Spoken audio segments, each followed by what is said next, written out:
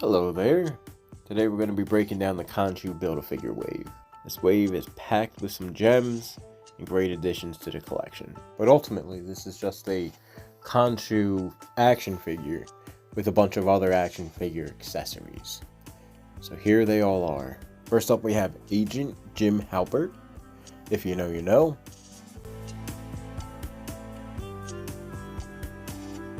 Next up we have Red Skull. Beautiful head sculpt, limited articulation, just like Jim Halpert, which is kind of the theme for this wave. It's a very limited articulation wave, luckily except for Khonsu. Next up we have He Who Remains. Again, limited articulation, but a beautiful head sculpt.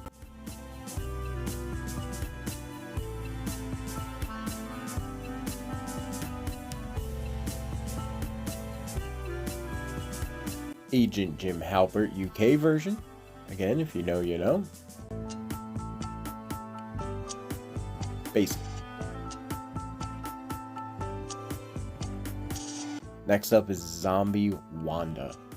Great looking figure, but it should have came with a flight stand. She's almost impossible to stand on her own 2 feet, but it's still a great looking figure, so I still dig it. Then we have my personal favorite of the wave, Classic Loki. This figure is just fun to look at. It has a lot of expression in it. The face sculpt is beautiful. Going to be seeing a lot more of him in my shots.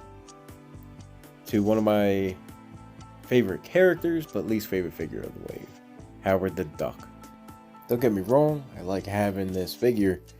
It's just he makes for a better slightly articulated statue than an action figure, but it's still a beautifully sculpted figure and will look great in some shots coming up. Next up we have the crown of the wave, Khonsu himself. Although he has fantastic articulation, he is still slightly hindered at the neck.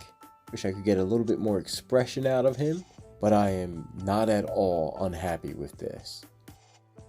The figure is beautiful, top to bottom, all around, quickly becoming one of my favorite figures in my collection.